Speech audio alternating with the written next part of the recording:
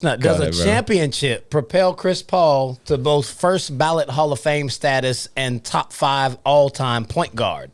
I think first ballot Hall of Fame status, yes, because, I mean, let's take a look at Chris Paul's career. Every team that he has went to, he's increased their winning percentage by an average of 25%.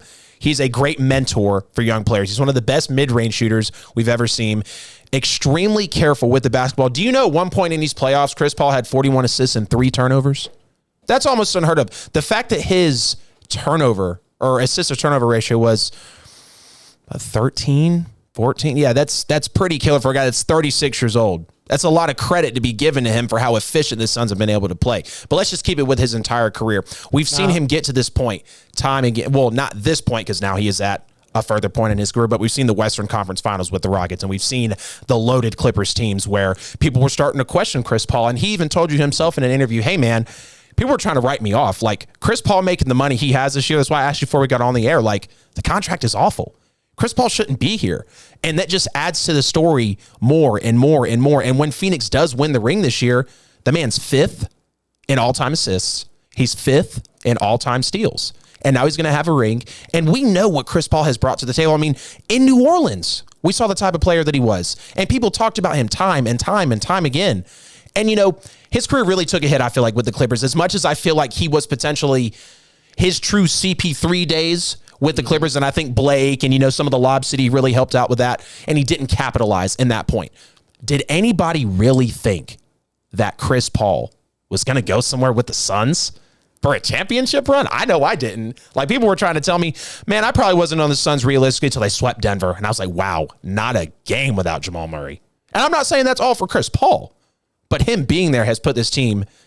That's the reason that they are where they at. They are where they're at today. And of course, Devin Booker, you know, DeAndre Ayton. But top 5 might be a little tight for me, but I say he's no worse than top 7. Definitely top 7 point guard. So okay, that's where I stand with it. I hear you on that. I mean, first ballot Hall of Famer, yeah, he's definitely going to do that. I mean, right.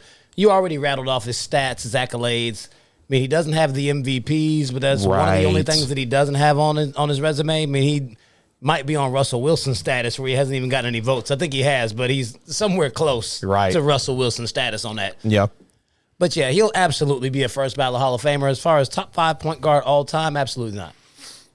I'll give him 10, not 5. Mm-hmm. I mean, without the MVPs, with only this one, I mean, and I can't say only the one championship because there's a lot of guys who don't have any, period. Right. But outside of that, like that, I'd still have to really take into consideration the fact that he got to the finals this year via injury after injury after injury. Here we go. Every single team he played on the way to the finals had an injured superstar. Yeah, they did. And I mean, they talk about like, yeah, he had the strained ligament in his shooting wrist, and Booker got his nose fractured, broken, whatever happened to it. Patrick Beverly tried to take him out, didn't he? Patrick Beverly is ridiculous. But as far as Chris Paul is concerned, you know I'm not a fan at all. We talk about his turnover to assist ratio. Yeah, 6 turnovers last game, so we just breeze over that because they lost, and we blame it on Devin Booker. like Chris Paul wasn't throwing the ball away. It's like, if we're going to highlight it, we got to also hold him accountable. He's got to be held to the fire. Yep. He didn't do very much in Game 3 either. It was a collective team bad game, and he's got to take that L right along with everybody else. So, man, I know he's going to get all the credit for this, even though Devin Booker is having a monster series. But at the end of the day, still not cracking my top 5. Can't do it.